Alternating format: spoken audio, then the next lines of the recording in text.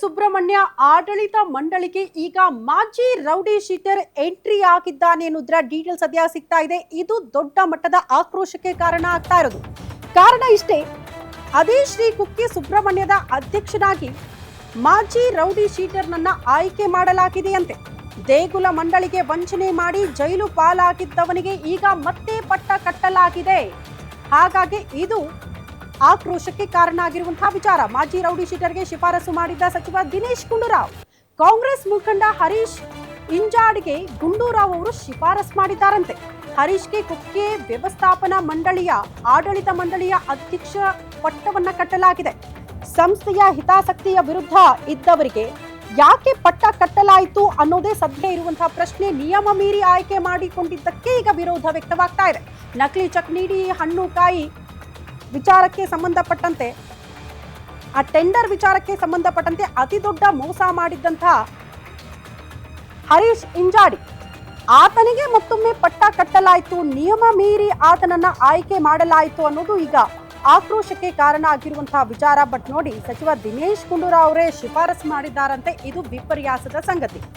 ಯಾರಿಗಾದ್ರೂ ಪಟ್ಟ ಸಿಗಬೇಕು ಅಂದ್ರೆ ಒಬ್ಬ ಪ್ರಭಾವಿಗಳ ಉಸ್ತುವಾರಿ ಇರಲೇಬೇಕು, ಅವರ ಒತ್ತಡ ಇರಲೇಬೇಕು, ಅವರ ಶಿಫಾರಸು ಆಗಲೇಬೇಕು. ಆ ಕೆಲಸಕ್ಕೆ ಸಚಿವ ದಿನೇಶ್ ಗುಂಡೂರಾವ್ ಅವರು ಮುಂದಾಗಿದ್ದಾರೆ. ಪ್ರಮುಖವಾಗಿ ರಾಮಲಿಂಗಾರೆಡ್ಡಿ ಅವರಿಗೆ ಪತ್ರ ಬರೆದಿದ್ರಂತೆ. ಅದನ್ನ ಪುರಸ್ಕರಿಸಿ ಈಗ ಮತ್ತೊಮ್ಮೆ ಇದೇ ಮಾಜಿ ರೌಡಿ ಶೀಟರ್ ಹರೀಶ್, ಯಾರು ಟೆಂಡರ್ ವಿಚಾರಕ್ಕೆ ಸಂಬಂಧಪಟ್ಟಂತೆ ಅವ್ಯವಹಾರ ಮಾಡಿದ್ರಲ್ಲ, ಆಡಳಿತ ಮಂಡಳಿಗೆ ದೋಖಾ ಮಾಡಿ ಜೈಲು ಪಾಲಾಗಿದ್ರಲ್ಲ, ಆತ ಆಚೆ ಬಂದ ಮೇಲೆ ಅದೇ ಆಡಳಿತ ಮಂಡಳಿಯ ಅಧ್ಯಕ್ಷರಾಗ್ತಾರೆ ಅಂದ್ರೆ ಯಾವ ಸಂದೇಶ ಕೊಡ್ತಿದ್ದೀರಿ ಅನ್ನೋದು ಕೂಡ ಪ್ರಶ್ನೆ. ಇದೇ ವಿಚಾರಕ್ಕೆ ಸಂಬಂಧಪಟ್ಟಂತೆ ಈಗ ಆಕ್ರೋಶ ವ್ಯಕ್ತವಾಗ್ತಾ ಇದೆ. ಈ ಬಗ್ಗೆ ಮತ್ತಷ್ಟು ಡೀಟೇಲ್ಸ್ ಅನ್ನ ಕೊಡ್ತಾ ಹೋಗ್ತಾರೆ ಆದಿತ್ಯ ರಾವ್, ದೂರವಾಣಿ ಸಂಪರ್ಕದಲ್ಲಿ ನಮ್ಮ ಪ್ರತಿನಿಧಿ. ಆದಿತ್ಯ ರಾವ್, ಯಾರಿಗಾದ್ರೂ ಒಂದು ಪಟ್ಟ ಸಿಗಬೇಕು ಅಂದ್ರೆ ಅಲ್ಲಿ ಕಂಪ್ಲೀಟ್ ಆಗಿ ರಾಜಕಾರಣಿಗಳ ಒತ್ತಡ ಇದ್ದೇ ಇರುತ್ತೆ ಅಂತ ಈಗ ದಿನೇಶ್ ಗುಂಡೂರಾವ್ ಅವರು ಪತ್ರ ಬರೆದು, ಬಟ್ ರಾಮಲಿಂಗಾರೆಡ್ಡಿ ಅವರು ಯಾವುದನ್ನ ಕೂಡ ಪರಿಶೀಲನೆ ಮಾಡದೆ ಮಾಜಿ ರೌಡಿ ಶೀಟರ್ಗೆ ಪಟ್ಟ ಕಟ್ತಾರೆ ಅಂದ್ರೆ ಯಾವ ಸಂದೇಶ ಇದು?